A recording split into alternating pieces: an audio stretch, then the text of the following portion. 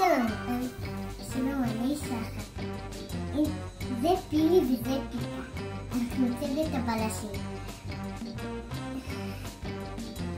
אני רוצה להראות לכם חופשת הבלשים. זאת ערכה, אני מתאר לכם ממש לקנות את זה. מי שאוהב בלשות או מי שלא אוהב. היום אני אספר לכם על הדברים של ציוד הבלשים. זה אנשים חשובים, מציירים או מדביקים, מה שיותר הכי נראה, אז שמים כמה.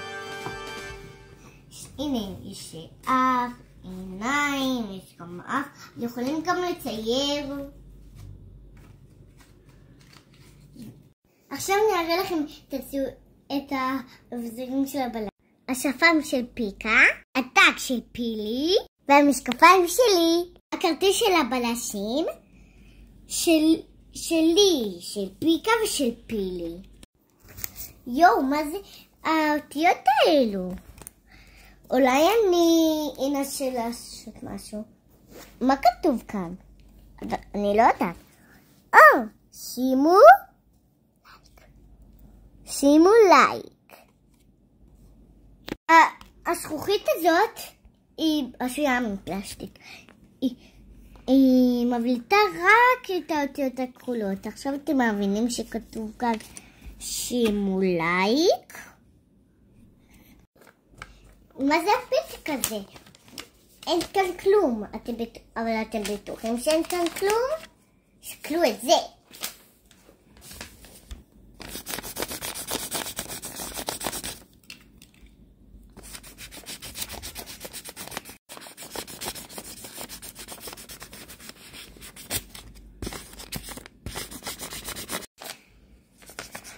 תסתכלו, התגלה כאן שימו שם. זה פתק מסתורי. אם אתם רוצים לעשות כאילו לא יודעים, אז תקחו את זה.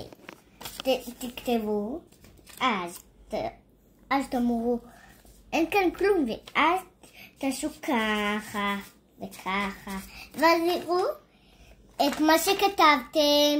תסתכלו, זו טביעת אצבע. החשודים שמים כאן בלום, ואז שמים כאן. יש כאן טביעת אצבע, זאת שלי, אני מנגימה.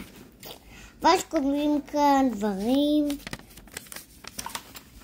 לקחנו את טביעת אצבע של אבא, ותנחשו מה כתוב שם. טוב, כאן זאת טביעת אצבע של אבא. כאן החשודים שמים, ואת שלושת החשודים או 4, לא משנה כמה חשודים. יש כאלו שגם בורחים. תסתכלו. הוא שאל זה הפוך, נכון? זאת זכוכית מגדלת. היא קטנה, נכון? מחפשים פירור, בואו נראה, מצאתי.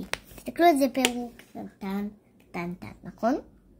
עכשיו, תסתכלו איך הוא גדול טיפה יותר. רואים? זה משקפיים. יש בצד מראות בשביל לראות מי עוקב אחרי, אם זה חשוד או לא חשוד. זה גם יכול לעשות עם משהו חשוד, אם זה שגול או לא. אם זה שגול כזה בכאילו. ואם יש פתק או משהו חשוד, שמים את זה כאן, ואז זה מראה איפה יש שגול וזה אומר. ביי, אני מקווה שנהנתם. שימו לייק, נתראה בסרטון הבא. ביי.